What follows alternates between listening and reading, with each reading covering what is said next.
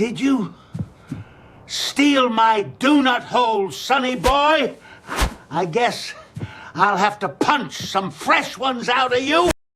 Oi, oi, you muddy fugglers! Get in here, sit down, we're going to read some news. Some people may say I'm an old fart, I'm a spring chicken, but I am a gamer, I love my games. So what is the issue with being an older gamer? Is it cringe? Is there any reason why you should give up? Should you find another hobby? I don't think so, and I don't think the author of this article on CNET, written by Laurie Grunin, getting older messed with my gaming, so I changed how I play. Don't give up something you love out of fear of frustration. You may have to explore and adapt, but ultimately it's still about having fun. You know what I discovered at some point during the past 10 years? Gaming anxiety is a thing. I'd spent hours scrolling through my Steam library, palms sweaty and heart palpitating, looking for something to even just launch and never finding it. I only wanted to have some fun, and the fruitless search ratcheted up the anxiety. I'm completely non-competitive and don't care if I even make it through a tutorial, so it wasn't performance anxiety. I eventually broke through, completely accidentally, by changing the types of games I played. I stopped searching for the genres I played only on the PC with a keyboard and mouse and opened up to games I could play with a controller. My longest sessions are now on my handheld consoles, both phones and tablets, because as I get older, sitting at my desk for long periods has become uncomfortable. Controller doesn't tether me to a PC or require a flat surface, so I can sit anywhere, usually someplace squishy and comfy.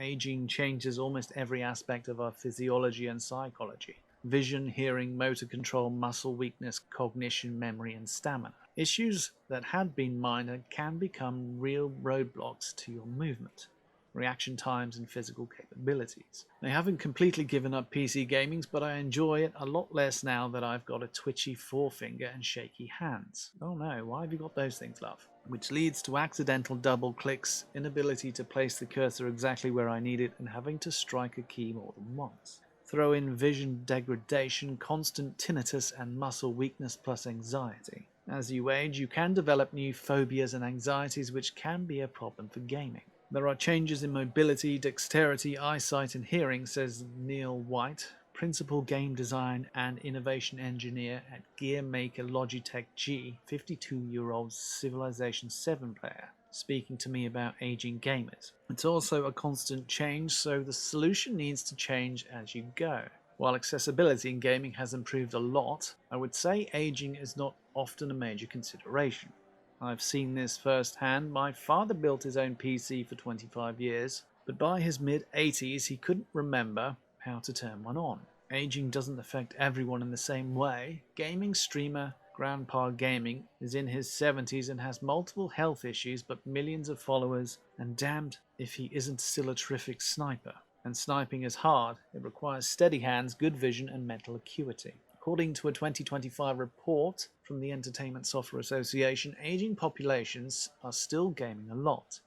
More than half of Gen X, almost half of boomers, and more than 1 in 3 of the silent generation aged 80 and up play weekly. But what are we considering games here? Are we talking about Sudoku and crosswords and solitaire? Are those games? Are you talking about fruit machine type gambling games? Games of chance, I think they're their own thing. Maybe that's my biases. Couple that with AARP research showing roughly 66% of gamers have reported experiencing at least one symptom of age-related decline in mobility, vision, or cognition, and that's a sizable number of people dealing with these issues. I've tested a ton of different gaming devices and now play games I feel are best suited for each.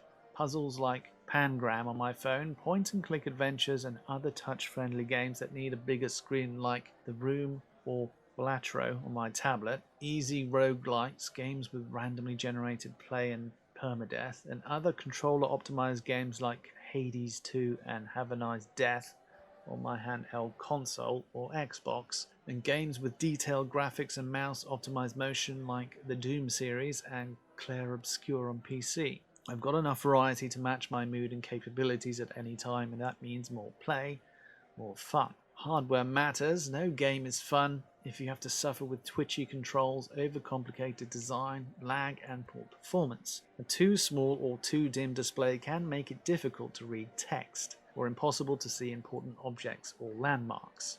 Short battery life on a handheld can tether you to a location unless your session lengths are defined by till my battery dies or I have to pee, whichever comes first. Right on the boundary between Boomer and Gen X's, I've been dealing with all of this. You're on the boundary between Boomer and Gen X, so you're an older Gen X. Okay? I've also got 3+ decades of hardware and software testing to underpin what I think works and doesn't work. My tendency to overthink, coupled with access to a lot of different hardware, has made me conscious of how I've been adapting to changes in my vision and motor control. It started in my mid-50s, though not all of this is exclusive to aging. Some people deal with these issues throughout their lives.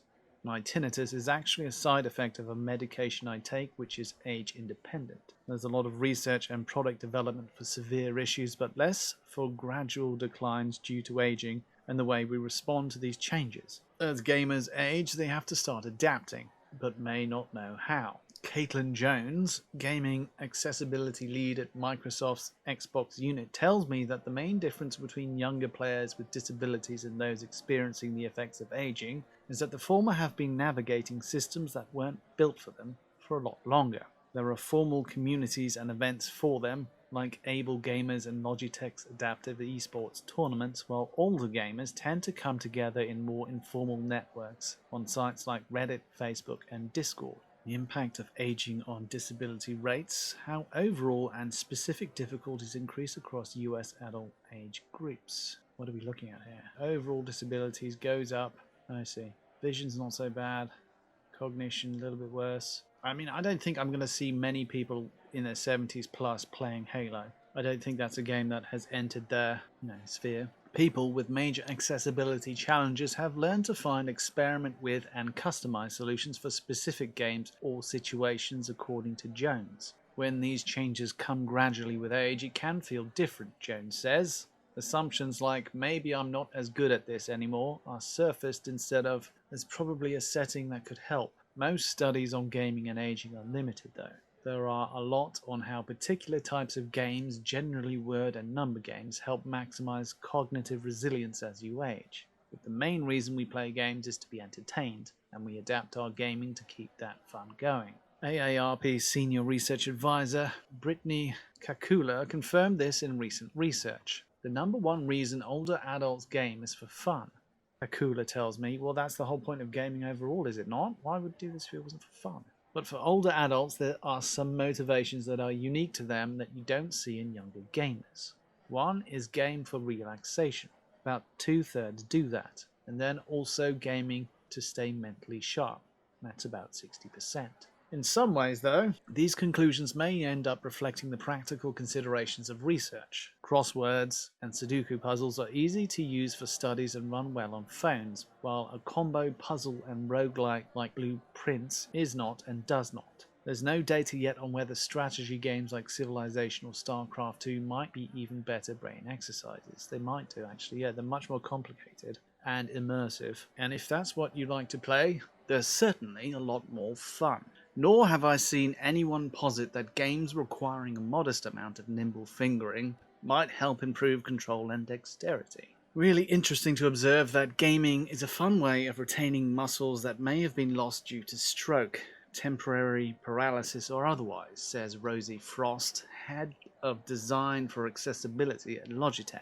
Observationally, we have also seen that console gaming can help build hand muscles that may improve handwriting for young children. There's a load of really interesting accessible controllers for Xbox, and this is also useful for disabled gamers, and the most memorable disabled gamer that I know of, or differently abled gamer, would be Ricky Berwick. He games a lot, and that chap's hands are very different, but he makes good use of them, so he's good at gaming. But Xbox do a whole range of peripherals that are custom made for people with different physical abilities, which I think is really cool. You don't necessarily have to give up the games you love if you run into muscle control or stamina problems.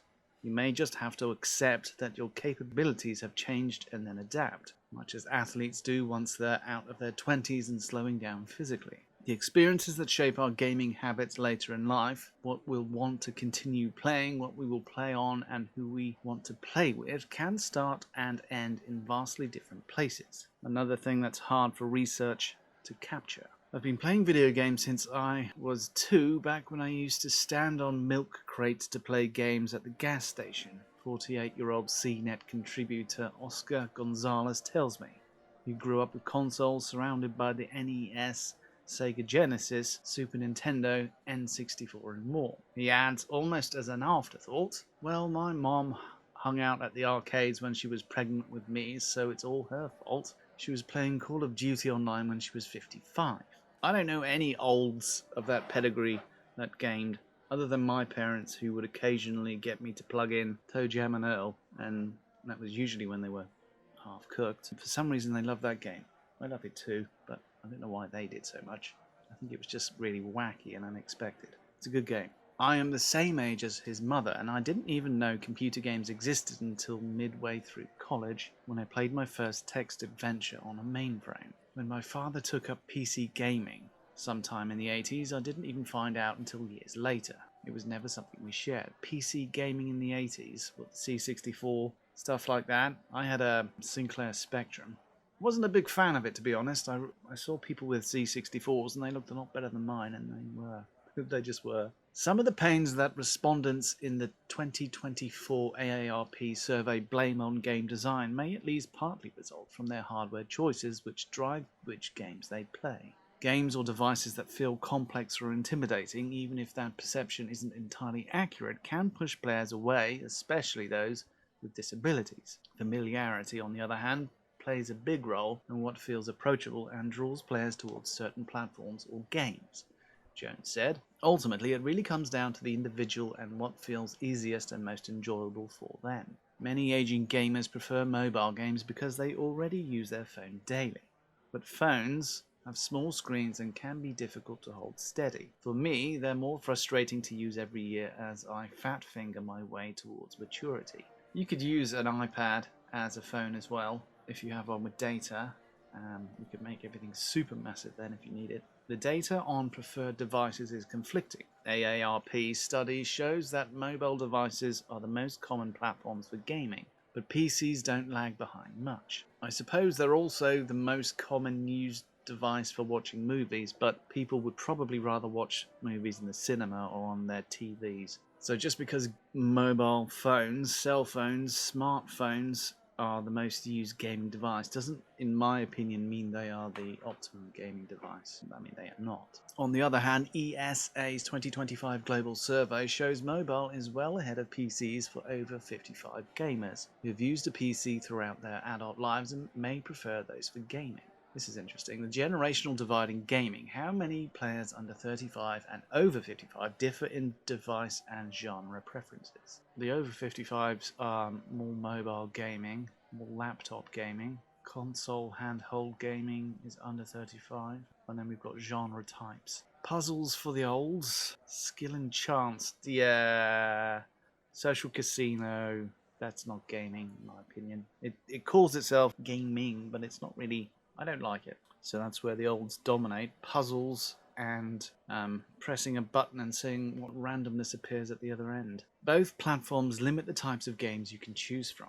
Poor vision plus small screens drive a lot of people toward a number of games on mobile. But if you're playing on a phone and can't read the small text, try blaming the small screen rather than the game.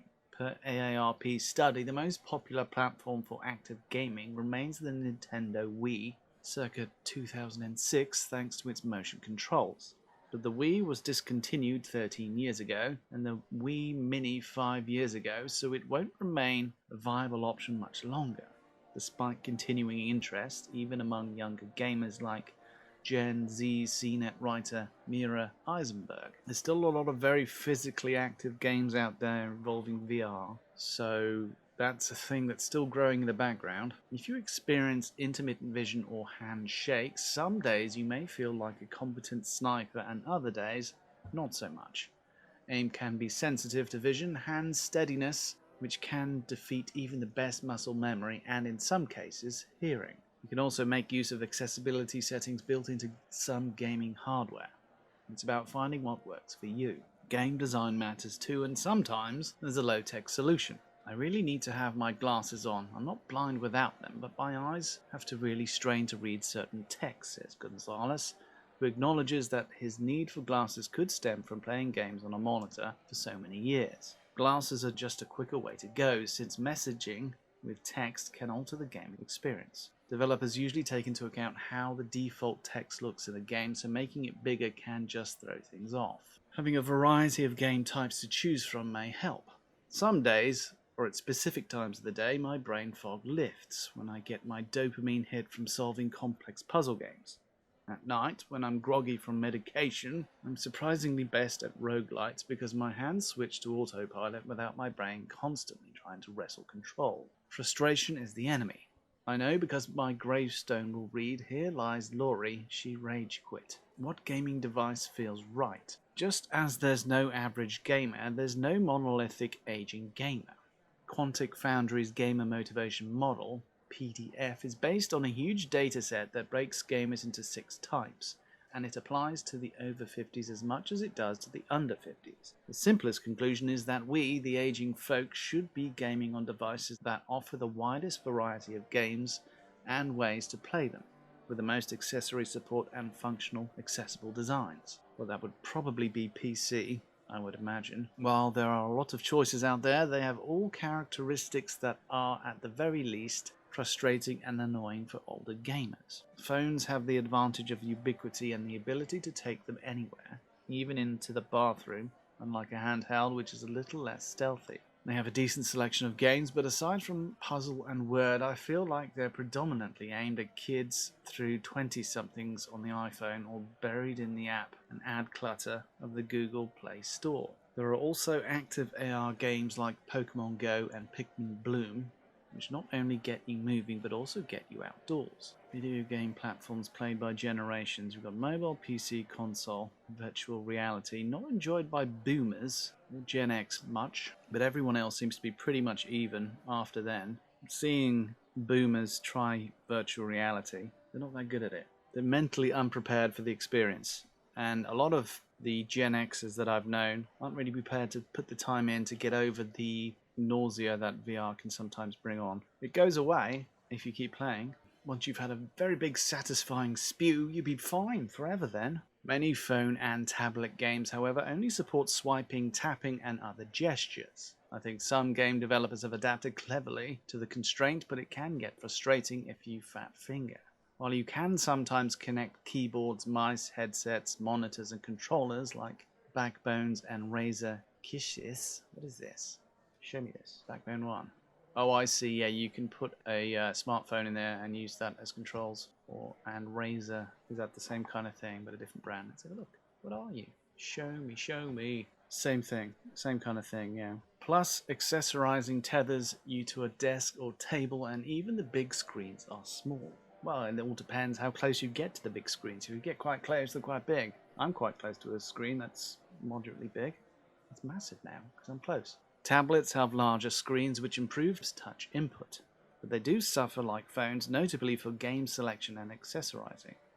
Consoles like the PlayStation and Xbox offer more game variety, and if you've played console games for a while, you've probably got a decent library. Plus, there's a large selection of games as well as subscription services, which, while expensive, you can use for a month to try before you buy. There are also a lot of controller and headset choices. It sounds like you're kind of preaching to the choir though. If you're a gamer of age, there you go, that's a good term. If you're a gamer of age, you probably already have a lot of games and you know what you like to play. On the other hand, consoles are designed to be plopped next to a TV or monitor, which means big screens, but limits on where you can play.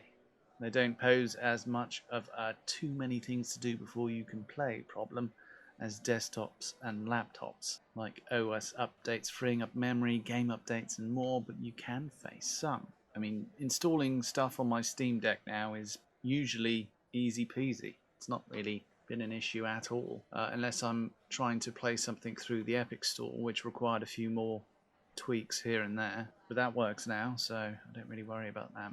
99% of the Epic Store games work now as well. Windows PCs and laptops are popular and offer the widest range of games, accessories, and screen sizes, though you're again stuck in a specific location or need a flat surface. Even the most comfortable chairs aren't always comfortable for lengthy sessions. At least with a console, you can recline on a sofa. If you experience cognitive or memory glitches, a lack of patience, or aren't comfortable troubleshooting problems, Windows can torpedo your fun. I found macOS to be less frustrating, but that's because it has a smaller selection of games and fewer settings choices for accessories. VR may eventually become the active gaming platform of choice. Its immersive video is a great match for simulations, fly-through, and sports. Diopter controls on the lenses let you adjust the focus to adapt to your vision as long as it's not too extreme. The hand controllers can be a more comfortable way for you to play and navigate, and may be less sensitive to hand tremors and mice or joysticks. But I don't think VR's quite there yet for a lot of older folks or others with any sort of stamina, weakness, or balance problems. And balance is a biggie as we age. Just as the thought of wearing a headset and focusing on small screens close to my eyes for more than 30 minutes makes my head ache. While there are ways for game designers to mitigate potential motion sickness, stamina, and balance pitfalls in game, there just aren't enough VR games for standalone headsets like MetaQuest models, especially those that address these types of health-related blocks. VR headsets that work in conjunction with PC or PlayStation offer more choice. But if you have any motor issues from balance to simply sheer klutziness, you have to opt for a wireless headset. Cables pose a significant trip and fall hazard. Take it from someone who's had a USB cable trip and fall fracture. Cloud gaming on services like Xbox Cloud Gaming, Nvidia GeForce Now, Amazon Luna, and more can increase your gaming selection on whatever hardware you choose, but subscriptions can get expensive and quality depends on your connection. Game streaming is an interesting one. It's something that is coming, but it needs to find a better place than just throwing a video stream at your device and recording your controller inputs and crossing your fingers and hoping that the latency isn't so terrible that the game is laggy, which for a lot of people it will be. So, not so good in my opinion. This brings me to my ultimate conclusion. Handhelds are the best gaming solution for able-bodied gamers who are becoming less able over time. You can play them anywhere, they have mid-sized screens, and because the controllers are connected, there's little to no wait to game time. You can roll over in bed, pick it up and start playing before you get up or go to sleep. Gonzalez owns an Xbox, PS5, Switch and PC, but primarily plays PC games on handheld consoles. I choose based on the game I want to play. I can play on pretty much any console or PC game on handheld, so they all can be played in bed, he says. If the screen is too small for a particular game, you can dock it or directly connect it to a larger display. Handhelds also support a nice selection of accessories including controllers. Their grips make them much easier to hold compared to a phone, and the handheld consoles that are dedicated to gaming, the Nintendo Switch and Steam Deck, don't require much tech savvy or troubleshooting. The Steam Deck is, in my opinion, the best gaming device ever. I know the Switch has sold more, but the Steam Deck wins, in my opinion. It's basically just a Linux PC. It works really well. AARP's 2024 survey and sales say that the Nintendo Switch is the most popular of these, not just among older gamers, but overall.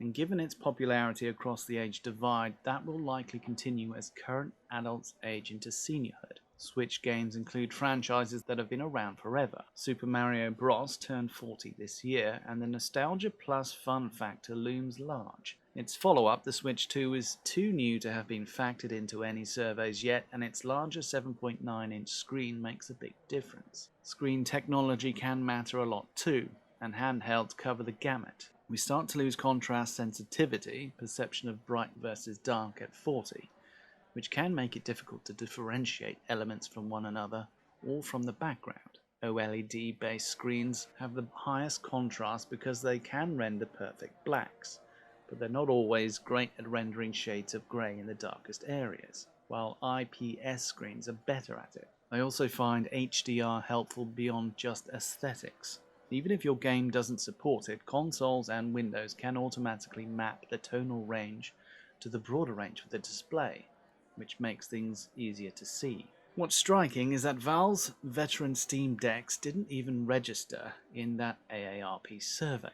This is an odd disconnect. The deck is essentially the gaming handheld for people who want to play PC games but don't want the hassle of Windows. It plays any game you buy from Steam's online store, and there's an app for GeForce Now to play cloud games from additional stores. Another class of handhelds isn't nearly as popular and didn't register on the survey.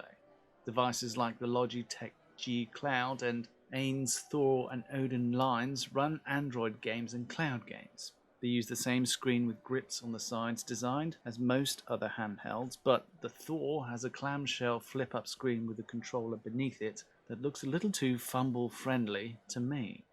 They do seem more premium than a lot of competitors, including one with an OLED screen, but the displays aren't very large. What are these? Show me. It's a small Android tablet. Ah, okay. So it's an Android gaming doodad. I suppose there would be a whole bunch of emulators you could run on there. If that's your thing. They look cool, but I would rather have something with a bit more beef, a bit more meat, something running SteamOS.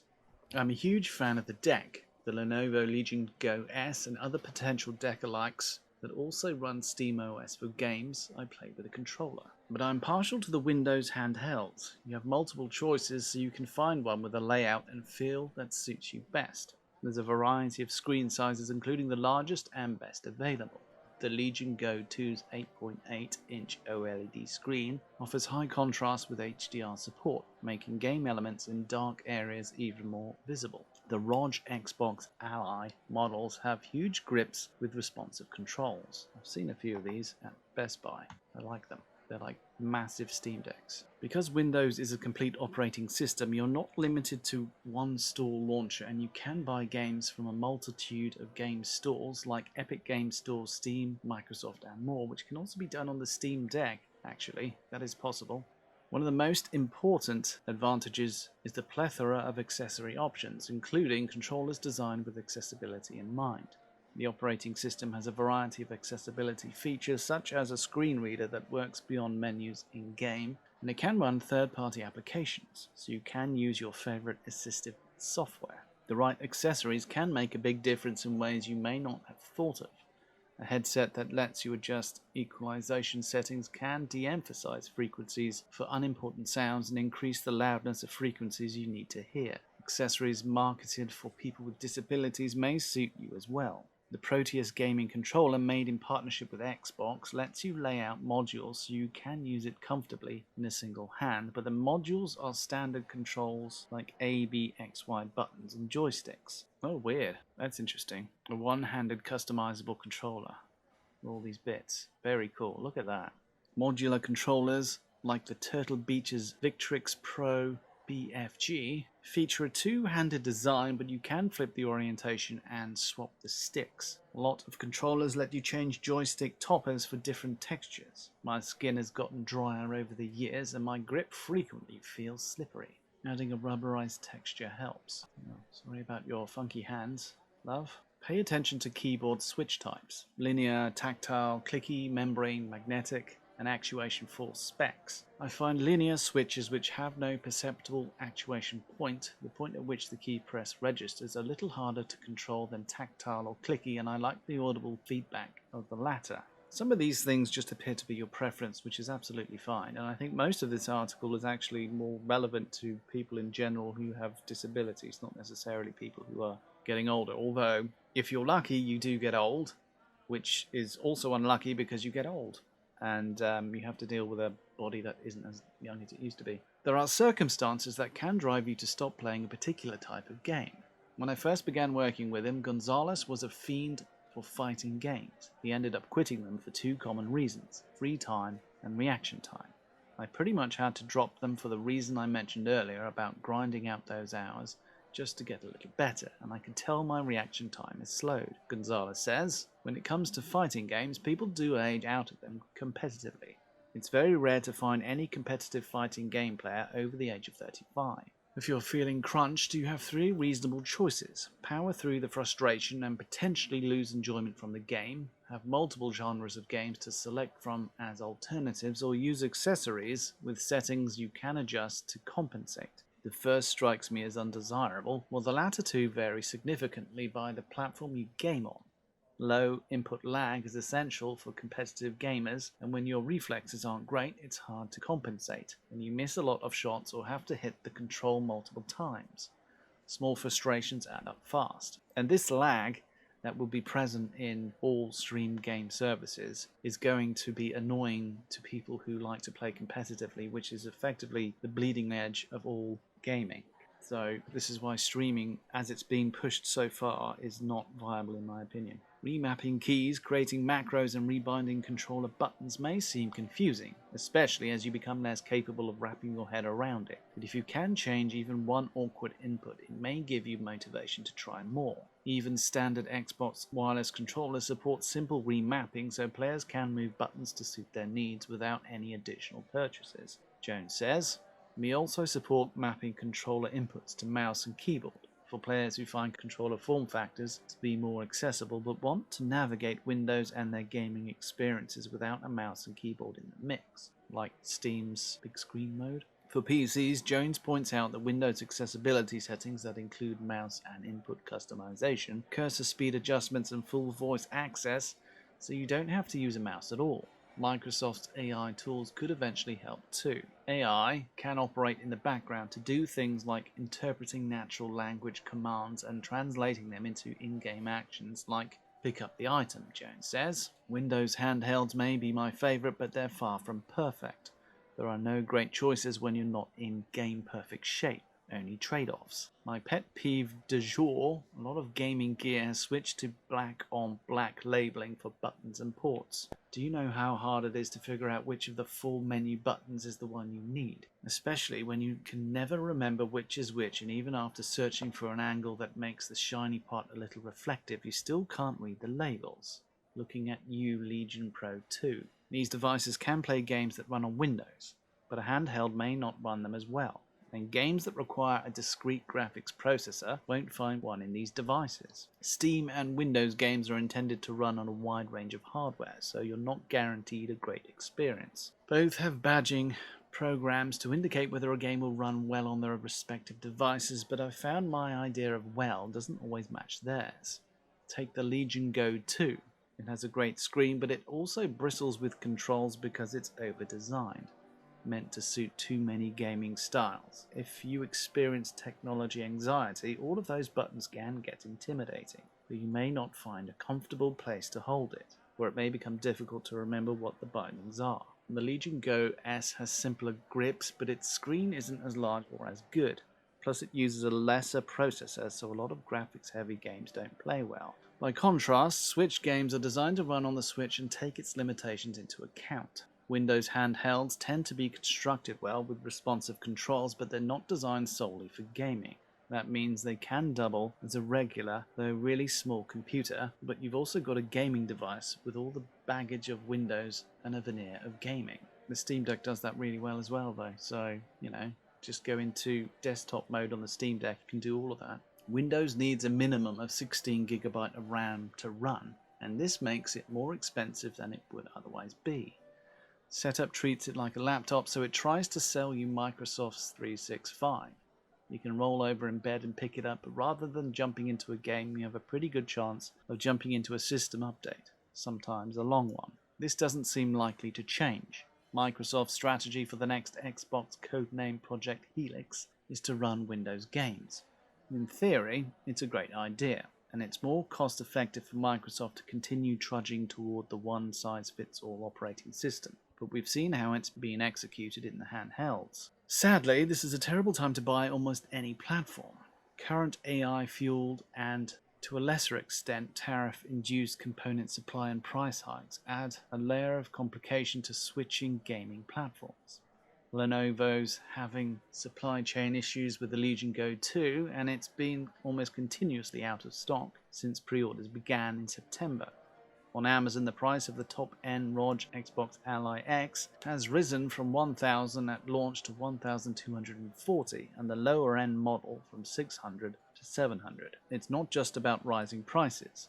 Memory for phones, laptops and desktops is scarce thanks to manufacturers committing their already limited supplies to data center build-outs dedicated to AI, and computer prices aren't expected to drop for years. Since Windows handhelds are essentially cheap laptops, they're sensitive to similar pressures. AMD and Nvidia supply most of the chips in handhelds. Earlier this year, Intel teased a potential gaming handheld powered by its chips, likely running Windows, but it's not here yet. The Steam Deck is in dire need of an upgrade. Valve announced its new Steam Machine, effectively a console for playing Steam games, and the Steam Frame VR headset, but both have been delayed, and pricing will be subject to the same market forces as everything else.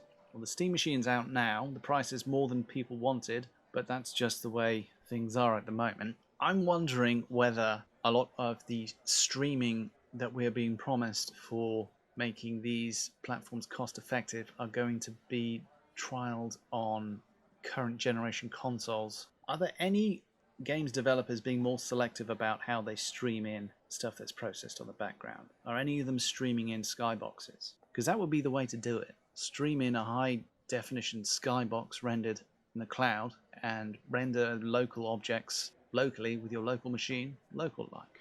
Surely, is that not a good idea? That is a good idea. I'm going to say that is a good idea. We should do that instead of just streaming a whole bloody great rectangle of pixels, which is ridiculous. Thanks to facing my anxiety and perpetual anhedonia, what is that? I don't know that word.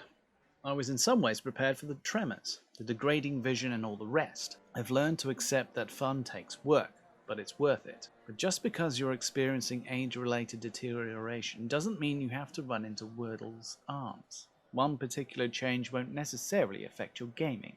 For instance, if your hearing starts to go, it won't affect gameplay if there's only background music and no audio cues. For the rest, there are some promising solutions on the horizon. Haptics is an emerging technology for us, so this year we'll be exploring how this might be able to support users with impaired vision, hearing loss and neurodiversity, as well as tremors and hand mobility, says Logitech's Frost. She adds that Logitech is looking at ways to use 3D printable add-ons with its sim racing wheel, similar to how they work with its Pebble mouse, for single-handed operation or to support different hand angles. And there's more to come. Your tastes may change as you get older, encouraging you to try new game genres you might never have considered before, but don't let fear or frustration force you to give up something you love. It may be a process of adaptation and discovery, but ultimately it's still about fun. Well, that was a good article. Thank you very much for that. So I don't suffer any disabilities, but I'm grateful for the fact that people are overcoming this, because you never know. I don't have carpal tunnel yet or anything like that, but that would be a problem, wouldn't it? I like the fact that you can have all these customizable controllers, and I'm wondering whether a lot of controls will again become more motion-based. I know Xbox Connect, which was a camera and similar to the iToy, but it had stereo vision and allowed you to interact with games using your body. If virtual reality actually becomes decently popular, and it will, I think, and a lot of these motion controls will be the way to do stuff, and the feedback, I think, is the major part there, because just simply waving our arms around in the air isn't necessarily the most responsive, best way to play games. It's a novelty, and it was fun bowling on the Wii, but I wouldn't want to do that all the time. Having to put in extra effort just to game is not super fun, which is why people play on PC and console, because it's all there ready for you. But anyway, it's a very good point, Laurie Grunin. Thank you very much, and hopefully we can keep on gaming forever. Thank you for joining me wherever you are. Hit the like button if you like what I do, but that is it for now, and the only thing I have left to say is Pigwig out. Oink, oinkity, snort, snuffle, snuffle, squeak, oink, oink, wee, squeal, snort, snort, oinkity, squeak. Oink, oink, oink, squee, squee, wee, wee, wee, snuffle, snort, squeal, squeal, oinky, oink, snort, snort, squee, oink, oink, oink, oink, oink, oink, wee, wee, wee, wee, oh. Snort, snuffle, oink, squee, squeal, wee, snort, oinky, oinkity, oink, oink, snuffle, wee, squee, snort, oink, squeal.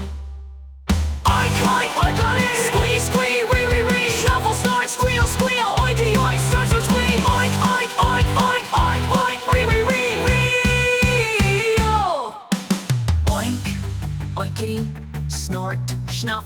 snuffle, squee, oinkity, oink, oink. Snuffle, re-squee, snort, oink, squeal. Oink, oink, oinkity, squee, squee, re, snuffle, snort, squeal, squeal, oinkity, oink, snort, snort, squee, oink, oink, oink, oink, oink, oink, re, squeal, squeal.